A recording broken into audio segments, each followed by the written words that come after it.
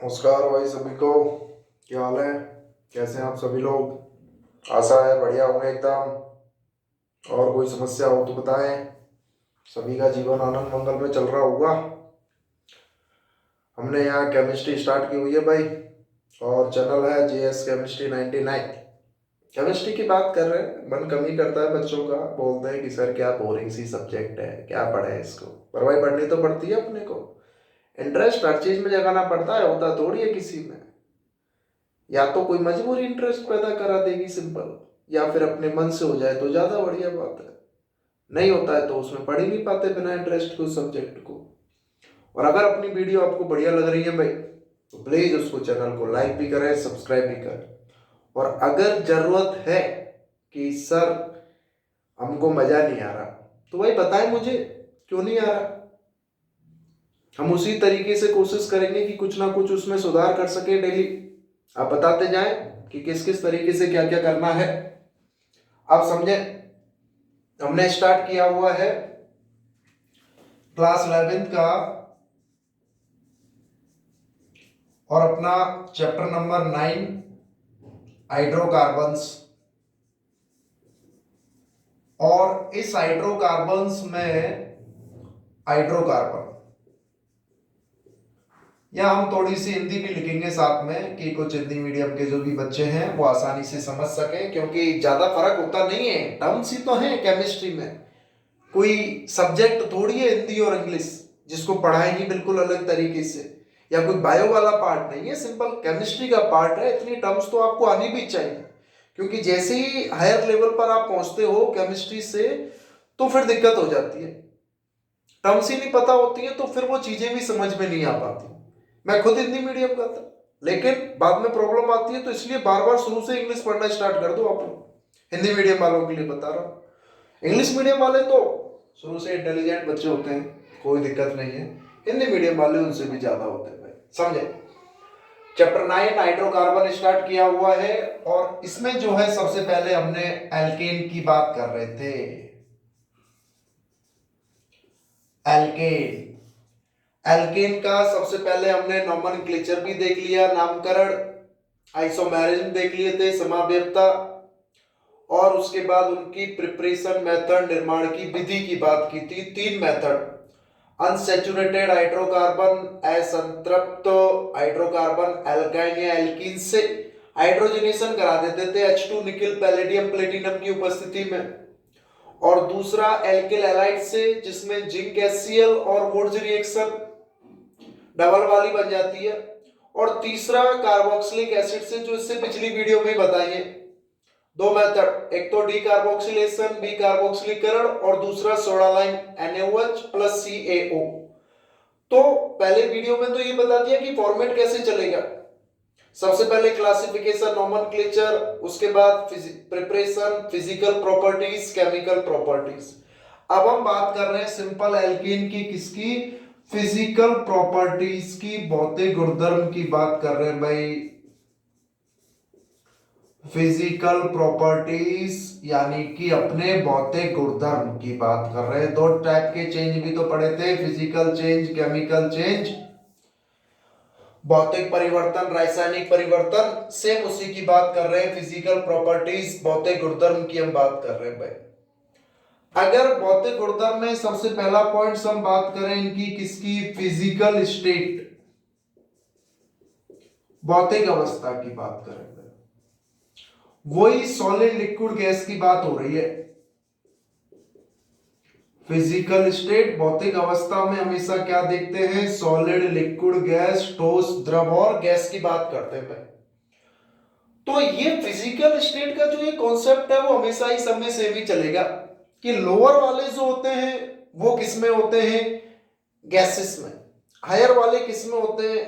Liquid में। और सबसे हायर वाले किस में होते हैं? गैसेस में। क्योंकि एक्चुअली में सॉलिड, लिक्विड, गैस, ठोस, द्रव, गैस पदार्थ की, मैटर की स्टेट है। कि 9th क्लास में आप पढ़ते हो कि पार्टिकल्स बहुत ज्यादा पास पास है, तो वो उनकी ठोसी अवस्था होगी, यानी कि अट्रैक्शन फोर्स, आकर्षण बल बहुत ज्यादा है। पार्टिकल्स थोड़े दूर दूर है, कौन सी स्टेट हो गई? लिक्विड स्टेट हो गई, द्रवीय अवस्था। और पार्टिकल्स बहुत ज्यादा दूर दूर है, तो सिंपल वो गैसियस स्टेट में आ जाती है, गैसीय अवस्था में आ जाती है। तो लोअर वालों का जो अट्रैक्शन फोर्स है वो कम होता है, इसलिए वो गैसियस स्टेट में होती है। हायर वालों का अट्रैक्शन फोर्स, आकर्षण बल ज्यादा होता है, इसलिए वो लिक्विड या सॉलिड स्टेट में होती है। तो इसी को समझो, फिजिकल स्टेट ये डायरेक्टली प्रोपोर्शनल हो सकती है अट्रैक्शन फोर्स के, कि आकर्षण बल जिसमें ज्यादा है तभी तो ठोस का डेफिनेट वॉल्यूम और डेफिनेट साइज होती है, निश्चित आकार और निश्चित आकृति। गैस की तभी तो इनडेफिनेट वॉल्यूम और इनडेफिनेट शेप होती है, अनिश्चित आकार और अनिश्चित आयतन होता है। तो कि सिंपल जो C1 से C4 वाले लोअर वाले होते हैं, निम्नतम वाले, वो किस में होते हैं, गैसियस स्टेट में होते हैं भाई, गैसीय अवस्था में होंगे निम्नतम वाले, लोअर निम्नतम वाले किस में होते हैं, गैसीय अवस्था में होते हैं। और C5 से C17 वाले किस में होते हैं, लिक्विड स्टेट में, द्रवीय अवस्था में होते हैं भाई। लिक्विड स्टेट किस में होंगे, अपने द्रवीय अवस्था में। और C18 या उससे ज्यादा वाले किस में होते हैं, गैसियस स्टेट में होते हैं, वो सॉलिड स्टेट में, सॉरी किस में हो जाएंगे, सिंपल सॉलिड स्टेट में हो जाते हैं, ठोसी अवस्था में। सॉलिड स्टेट यानी कि सिंपल अपने ठोसी अवस्था में होते हैं। ये जो चीजें हैं किस पर डिपेंड कर रही है, बेसिकली उनके अट्रैक्शन फोर्स पर डिपेंड कर रही है, आकर्षण बल पर, कि जितने ज्यादा बड़े बड़े चेन होती जाएंगी ना कार्बन परमाणु की, आकर्षण बल भी उतना ही ज्यादा होगा अट्रैक्शन फोर्स, और अट्रैक्शन फोर्स ज्यादा है तो उसकी जो स्टेट है वो कौन सी हो जाती है, सॉलिड स्टेट हो जाएगी, ठोसी अवस्था वाली स्टेट हो जाती है। तो ये तो उनके हो गए भाई फिजिकल स्टेट, भौतिक अवस्था, सॉलिड लिक्विड गैस, सब में यही कॉन्सेप्ट चलता है, चाहे वो एल्कीन हो, चाहे एल्काइन हो, चाहे कोई सा भी ग्रुप वाला ही क्यों ना हो। दूसरा बी पॉइंट्स हम बात करते हैं इनकी नेचर, प्रकृति की। नेचर प्रकृति की अगर हम बात करें तो ये सिंपल क्या होते हैं, नॉन पोलर। नॉन पोलर का मतलब अध्रुवीय। अगर बॉन्ड की पोलरिटी और मॉलिक्यूल की पोलरिटी की बात होती है, बंद है, ध्रुवीय है, नॉन पोलर है, क्यों, ड्यू टू डेलियन। डेलियन लगभग 0 है, क्योंकि कार्बन और हाइड्रोजन की इलेक्ट्रोनेगेटिविटी ऑलमोस्ट सिमिलर है। कार्बन और हाइड्रोजन की जो इलेक्ट्रोनेगेटिविटी, विद्युत ऋणता जो होती है, वो ऑलमोस्ट सिमिलर सी होती है, लगभग समान। तो इसलिए ये नॉन पोलर मॉलिक्यूल है। और सॉल्युबिलिटी का एक कॉन्सेप्ट होता है कि सिंपल सॉल्युबिलिटी की अगर मैं बात करूं, विलयनता की अगर हम बात करें, तो सॉल्युबिलिटी का एक कॉन्सेप्ट है लाइक डिसॉल्व लाइक, समान समान को ही घोलेगा, पोलर पोलर में ही घुलेगा, और नॉन पोलर में घुलेगा। सॉल्युबिलिटी का एक कॉन्सेप्ट है अपना सिंपल लाइक डिसॉल्व लाइक।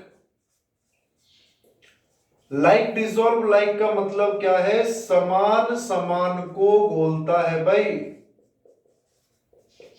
समान समान को घोलता है। अगर पोलर है तो पोलर में घुलेगा, नॉन पोलर है तो नॉन पोलर में घुलेगा। स्पेशल पॉइंट से दिए हुए केमिस्ट्री में कि जो पेट्रोलियम है उनमें हाइड्रोकार्बन्स होते हैं मिक्सर के रूप में, ग्रीसी सब्सटेंस होते हैं, इसलिए वो पेट्रोलियम में जो है क्या है, सोल्यूबल होते हैं, और वाटर में क्या होते हैं, इनसोल्यूबल या लेस सोल्यूबल होते हैं। क्योंकि वाटर हाइड्रोजन और ऑक्सीजन की दृष्टि से पोलर मॉलिक्यूल हो गया, डेलियन 0 नहीं है, इनकी लगभग 0 है। तो सिंपल ये जो एल्केन्स हैं ये अपने लेस सोल्यूबल इन वाटर, ये लेस सोल्यूबल इन वाटर, जल में कम विलय होते हैं भाई। लेस सोल्यूबल इन वाटर का मतलब क्या है, जल में कम विलय हैं, लेस सोल्यूबल इन वाटर। और सिंपल हम बात करें तो जो पेट्रोलियम जो है, पेट्रोलियम सब्सटेंस जो है, उनमें क्या होते हैं, ये मिक्सर ऑफ हाइड्रोकार्बन्स होते हैं, मिक्सर ऑफ हाइड्रोकार्बन्स। हाइड्रोकार्बन के मिक्सर है भाई ये, हाइड्रोकार्बन के क्या होते हैं, मिश्रण होते हैं, इसलिए ये इसमें सॉल्यूबल है, सॉल्यूबल इन दिस। इनमें क्या है भाई, ये सिंपल अपने विलय होते हैं। तो एक दो तीन पॉइंट्स हो गए। चौथा पॉइंट्स बहुत ही ज्यादा इंपॉर्टेंट है, वेरी वेरी इंपॉर्टेंट, हर जगह ये रूल अप्लाई कर देना है। बॉइलिंग पॉइंट और मेल्टिंग पॉइंट की बात कर रहे हैं भाई, बॉइलिंग पॉइंट और मेल्टिंग पॉइंट, जिनको हम बोलते हैं अपना बीपी और एमपी। ब्लड प्रेशर नहीं है बीपी का मतलब, यहां बीपी का मतलब है बॉइलिंग पॉइंट, क्वथनांक और गलनांक बिंदु की बात कर रहे हैं, क्वथनांक और गलनांक बिंदु। एक्चुअली में ये बॉइलिंग पॉइंट और मेल्टिंग पॉइंट भाई है क्या, ये टेम्परेचर की वैल्यू है।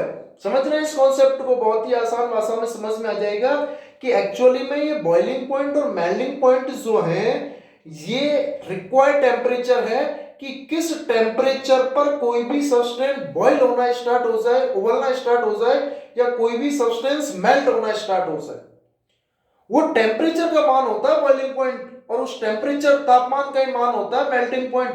अब समझो, जिसकी स्टेबिलिटी ज्यादा होगी, जो ज्यादा स्टेबल होगा उसको ज्यादा ही टेम्परेचर देना पड़ेगा, जो कम स्टेबल होगा उसको कम टेम्परेचर देना पड़ेगा। यानी कि बॉइलिंग पॉइंट जो है या मेल्टिंग पॉइंट जो है, क्वथनांक या गलनांक, वो डायरेक्टली प्रोपोर्शनल है स्टेबिलिटी के, यानी कि स्थिरता के। जो जितना ज्यादा स्टेबल होगा उसका बॉइलिंग पॉइंट मेल्टिंग पॉइंट उतना ही ज्यादा होगा। ये कैसे पता चले कि भाई स्टेबिलिटी किसकी ज्यादा है? हम कंपेयर कर रहे हैं, हम पर्टिकुलर, मुझे ये याद नहीं रखना है कि इसका बॉइलिंग पॉइंट क्या है, इसका मेल्टिंग पॉइंट क्या है। हम कंपेरेटिवली बताएंगे कि इसका बॉइलिंग पॉइंट ये है, उसका बॉइलिंग पॉइंट ये है, कम है या ज्यादा है। पर्टिकुलर वैल्यू को याद रखकर थोड़ी बैठेंगे कि इसका ये है। हाँ, कॉन्सेप्ट देख रहे हैं, इंक्रीजिंग या डिक्रीजिंग ऑर्डर, और हमेशा पूछा जाता है बॉइलिंग पॉइंट और मेल्टिंग पॉइंट का। तो उस केस में क्या करना है अपने को कि स्टेबिलिटी डायरेक्टली प्रोपोर्शनल होती है नंबर ऑफ कार्बन एटम। अब समझे, अगर नंबर ऑफ कार्बन एटम बढ़ रहे हैं, कि कार्बन एटम की संख्या बढ़ रही है, तो सरफेस एरिया बढ़ रहा है, सतही क्षेत्रफल बढ़ रहा है, और सरफेस एरिया बढ़ रहा है तो उनके वंडरवाल फोर्स बढ़ रहे हैं, और अगर वंडरवाल फोर्स बढ़ रहे हैं तो जाहिर सी बात है अट्रैक्शन फोर्स बढ़ रहा है, और अट्रैक्शन फोर्स अगर बढ़ रहा है तो जाहिर सी बात है भाई स्टेबिलिटी बढ़ेगी, और स्टेबिलिटी अगर बढ़ रही है तो बॉइलिंग पॉइंट मेल्टिंग पॉइंट भी बढ़ेगा। जैसे methane, ethane, propane, butane, pentane, hexane है। मैथेन में एक कार्बन है, एथेन में दो कार्बन है, प्रोपेन में तीन है, ब्यूटेन में चार है, पेंटेन में पांच है, हेक्सेन में छह है। तो एक दो तीन चार पांच छह, सरफेस एरिया बढ़ा, सतही क्षेत्रफल बढ़ा, सतही क्षेत्रफल बढ़ने से वंडरवाल फोर्स बढ़े, और वंडरवाल फोर्स बढ़ने से सिंपल क्या हुआ, अट्रैक्शन फोर्स बढ़ा, क्योंकि जितने ज्यादा फोर्स बढ़ेगा उतने ज्यादा अट्रैक्शन होगा, और उससे स्टेबिलिटी बढ़ी, और स्टेबिलिटी बढ़ी तो सिंपल सी बात है क्या बढ़ेगा, बॉइलिंग पॉइंट या मेल्टिंग पॉइंट बढ़ेगा। बहुत ही ज्यादा इंपॉर्टेंट कॉन्सेप्ट है बॉइलिंग पॉइंट और मेल्टिंग पॉइंट का। अगर हम बात करें कि अगर number of carbon atom directly proportional होंगे किसके, सरफेस एरिया के, सतही क्षेत्रफल के, और सरफेस एरिया डायरेक्टली प्रोपोर्शनल होगा किसके, वांडरवाल फोर्स के, और वांडरवाल फोर्स डायरेक्टली प्रोपोर्शनल होगा किसके, अट्रैक्शन के, और ये डायरेक्टली प्रोपोर्शनल होगा किसके, स्टेबिलिटी के, और ये डायरेक्टली प्रोपोर्शनल होंगे किसके, बॉइलिंग पॉइंट और मेल्टिंग पॉइंट के। कि यहां से पता चल रहा है कि कार्बन परमाणु की संख्या डायरेक्टली प्रोपोर्शनल है सतही क्षेत्रफल, और सतही क्षेत्रफल डायरेक्टली प्रोपोर्शनल है वांडरवाल बल, और ये डायरेक्टली प्रोपोर्शनल है आकर्षण, ये डायरेक्टली प्रोपोर्शनल है स्थिरता, और ये डायरेक्टली प्रोपोर्शनल है बॉइलिंग पॉइंट या मेल्टिंग पॉइंट। कहने का मतलब अगर कार्बन परमाणु की संख्या बढ़ी, सतही क्षेत्रफल बढ़ेगा, वंडरवाल बल बढ़ेंगे, आकर्षण बढ़ेगा, स्थिरता बढ़ेगी, बॉइलिंग पॉइंट बढ़ेगा। अगर ये कम होगा तो ये भी कम होगा, ये भी कम होगा, ये भी कम होगा, ये भी कम होगा, और ये भी कम होगा। बात समझ में आ रही है क्या कोच? जैसे क्वेश्चन लिख दिया जाए बीपी ऑर्डर, बीपी ऑर्डर बताना है भाई।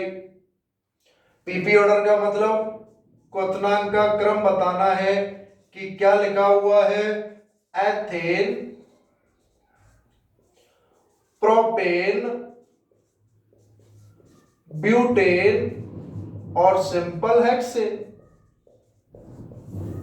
एथेन, प्रोपेन, ब्यूटेन और सिंपल क्या हो गया, हेक्सेन हो गया। अब एथेन का मतलब CH3CH3, प्रोपेन का मतलब CH3CH2CH3, ब्यूटेन का मतलब CH3CH2CH2CH3 और हेक्सेन का मतलब CH3CH2CH2CH2CH3। कहीं बोलो सर पेंटेन नहीं लिखा रहा, क्वेश्चन है भैया, मन करेगा वो दे दूंगा मैं तो।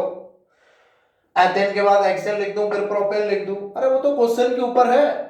अपन देख रहे हैं कि सिंपल बॉइलिंग पॉइंट का ऑर्डर बता दो। इतना इंपॉर्टेंट कॉन्सेप्ट है कि 12th के चारों ऑर्गेनिक के चैप्टर, अल्कोहल, फिनोल, ईथर, एल्को, एल्केन और haloarenes, aldehyde, ketone, carboxylic acid, amines, चाहे एल्केन का हो, चाहे एल्कीन का हो, चाहे एल्काइन को हो, बॉइलिंग पॉइंट का ऑर्डर तो ये कॉन्सेप्ट सब में लगा देना है। इस कॉन्सेप्ट को सब में लगा देना है बॉइलिंग पॉइंट के ऑर्डर में। अभी तो इसमें ब्रांचिंग वाला और देखेंगे नेक्स्ट वीडियो में अपन। अभी ब्रांचिंग वाला कॉन्सेप्ट नहीं बताया है मैंने, सिंपल सा कॉन्सेप्ट बताया है कि कार्बन एटम की संख्या बढ़े। तो यहां से पता चल रहा है इसमें 2 है, इसमें 3 है, इसमें 4 है, इसमें 6 है।